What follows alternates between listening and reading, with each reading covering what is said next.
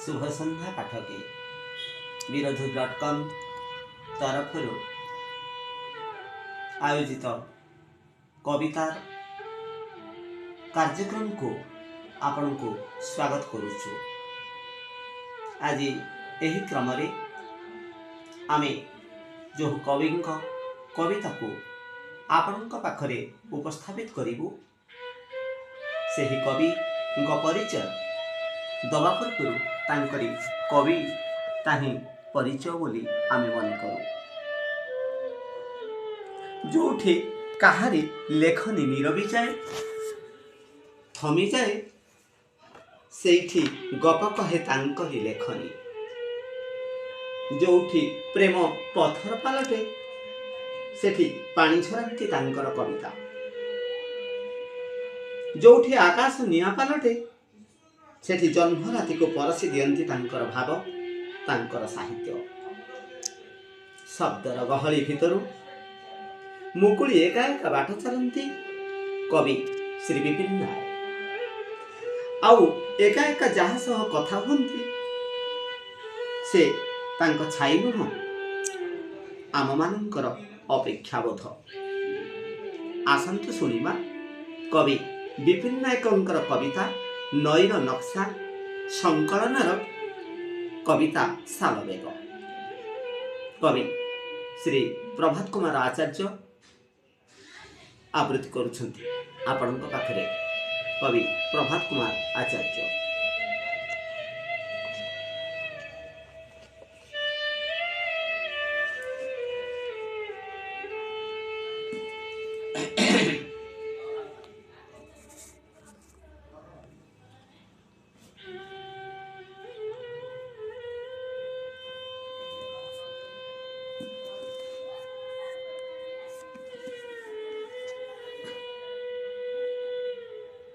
कविता सालवेग संकलन नईर नक्शा 750 कोश चाली पारुनी बोली तो स्तब्ध करुचि स्तवरे निश्चल करुचि निश्वास रे।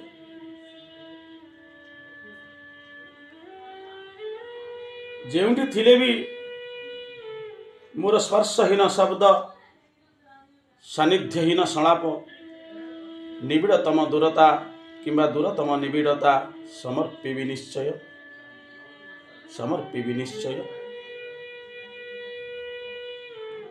जेउंठी थिले भी ओंकार रे उच्चारण रे स्वस्ति स्वधा स्वाहा एवं विधा मंत्र रे आवाहन करिबि।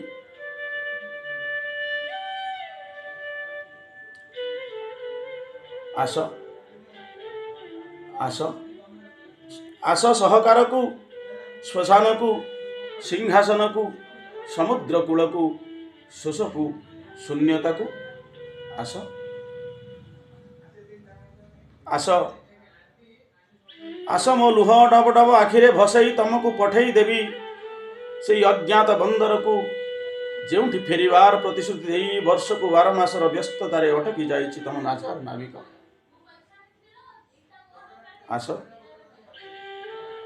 आस तुमको देखई देवी केमिति मो मनर श्यामल अरण्य रे एबे भी बंचिछि तमर प्रिय मला लोक तमर प्रिय मला लोक तमर प्रिय मला लोक।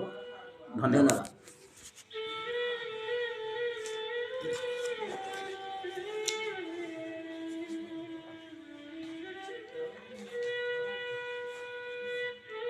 आसंतु शुणिबा एई क्रम रे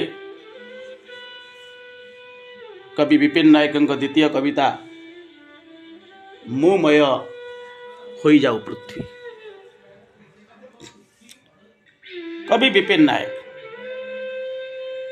एक स्पर्धित उच्चारण जे निजको केबे भी एक परिधि भितरे बांधी साहित्य सर्जना करती ना बरं साहित्य रे तांकर रक्त रुझरे झाड़ रुझरे प्रेम रुझरे आत्मीय आवेग रुझरे बोली तो कवि कहती ସେ ନିଜେ ହିଁ ନିଜ ସୃଷ୍ଟି। ଭାବ ଏକ ନିଆରା ସ୍ୱାଦରେ ତିଆରି, ଯେଉଁଠି ପୃଥିବୀ ଯାକର ଲୋକ ପୃଥିବୀକୁ ଗୋଲ କହନ୍ତି, ସେଠି କବି ବିପିନ ନାୟକ ତା ଭିତରୁ ମୁକୁଳି ମୁଠାଏ ଅଗଣାର ମାଟିର ନାଁ ଦିଅନ୍ତି।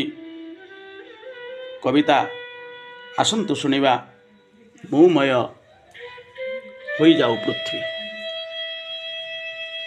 କବି ବିମ୍ବାଧରଙ୍କ ଠାରୁ। ନମସ୍କାର। ମୁମୟ ହୋଇଯାଉ ପୃଥ୍ୱୀ, ମୁମୟ ହୋଇଯାଉ ପୃଥ୍ୱୀ। ଘଟରେ ଘନରେ ରସାତଳରେ ପାତାଳରେ ଅନ୍ତଃପୁରରେ ଆଲିଙ୍ଗନରେ, କୁଞ୍ଜରେ କବରରେ ଆକାଶରେ ବତାସରେ, ସଚରାଚର ସଂସାରରେ ସଞ୍ଚରି ଯାଏ ମୁଁ।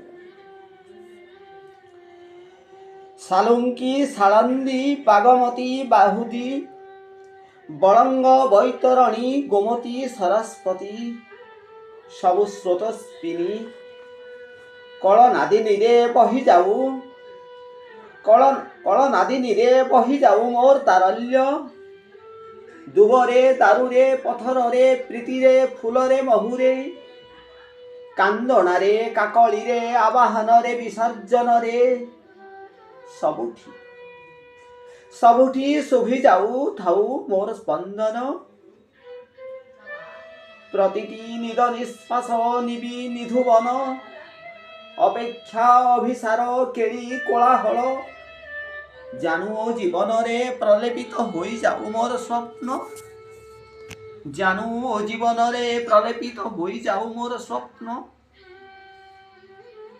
ସବୁ ବଜ୍ର ବିଜୁଳି ବିଷ ବାରୁଦ ଖଡ୍ଗ କ୍ଷେପଣାସ୍ତ୍ର, କମାଣ କଟୁରୀ ଲାଠି ଗୁଳି ଈର୍ଷା ଜିଙ୍ଗାସା, ରକ୍ତରେ ରେକାରରେ ନେଶି ହୋଇଯାଉ ମୋର ହୃଦୟ, ନେଶି ହୋଇଯାଉ ମୋର ହୃଦୟ। ସବୁ ଆଖି ମୁହଁ ହାତ ପାଦ ଓଠ ଆଙ୍ଗୁଠି ଝାଳ କପାଳ, ନାସାଗ୍ର କି ସ୍ତନାଗ୍ରରେ ଉଜ୍ଜ୍ୱଳି ଉଠୁ ମୋର ଅହଙ୍କାର। ମୋ ରକ୍ତର ପାଟଳିମାରେ ସିନ୍ଦୁରିତ ହୁଅନ୍ତୁ ସବୁ ଶ୍ରୀମନ୍ତିନୀ, ମୋ ଭୟାର୍ତ୍ତ ଆତ୍ମାର ଅନ୍ଧାରରେ ସଂକୁଚିତ ହୁଅନ୍ତୁ ସବୁ ଶୈରିଣୀ। ମୋର ପ୍ରଚଣ୍ଡ କାମନାର ଲେଲିହାନ ଶିଖାରେ କାମାର୍ତ୍ତ ହୁଅନ୍ତୁ ସବୁ ନଂପୁସକ। ଯେତେ ସବୁ ଭଣ୍ଡ ପ୍ରପଞ୍ଚକ ମୋର ଅକପଟ ଆଚରଣରୁ ନେଇ ଯାଆନ୍ତୁ ଚେନାଏ ଆଲୋକ। ମୋ ଖିଆଲ କି ସ୍ୱେଚ୍ଛାଚାରିତାର ଅବାଧ ଆଚରଣରେ ଆହୁରି ସ୍ୱଚ୍ଛନ୍ଦ ହୁଅନ୍ତୁ ପକ୍ଷୀ ପ୍ରଜାପତି କୁମ୍ଭାଟୁଆ କି କପୋତ। ଯେତେ ସବୁ ରୁଗ୍ନ ଜୀର୍ଣ୍ଣ ମଣିଷଙ୍କ ଦେହରେ ପ୍ରବାହିତ ହୋଇଯାଉ ମୋର ରକ୍ତ ଉତାଳ ଉଚାଟ। ମୋ ମୋହ ମୁକ୍ତିର ମୁଦ୍ଗରରେ ଅଧା ରମଣରୁ ଉଠି ଆସନ୍ତୁ ଯେତେକ ସଂସାରୀ। ମୋ ଆକୁଳାନ ଆସକ୍ତିରେ ଫୁଲି ଉଠୁ ଆନନ୍ଦର ଅଜସ୍ର ଲହରୀ। ମୋ ଥିବା ପଣରେ ପୂର୍ଣ୍ଣ ହେଉ ସବୁ ନଥିବା ମଣିଷଙ୍କ ନିରାନ୍ନ ସଂସାର। ମୋ ନଥିବା ପଣର ଐଶ୍ୱର୍ଯ୍ୟରେ ସମୃଦ୍ଧ ହେଉ, ମୋ ନଥିବା ପଣର ଐଶ୍ୱର୍ଯ୍ୟରେ ସମୃଦ୍ଧ ହେଉ ସବୁ ଥିବା ମଣିଷଙ୍କ ଆତ୍ମାର ଭଣ୍ଡାର। ଶେଷରେ ମୋର ବୋଲି କହିବାକୁ କିଛି ବି ନ ରହୁ, ଶେଷରେ ମୋର ବୋଲି କହିବାକୁ କିଛି ବି ନ ରହୁ। ମୁମୟ ହୋଇଯାଉ ପୃଥ୍ୱୀ, ତୁମୟ ହେଉ। ମୁମୟ ହେଇଯାଉ ପୃଥ୍ୱୀ, ତୁମୟ ହେଉ। ଧନ୍ୟବାଦ।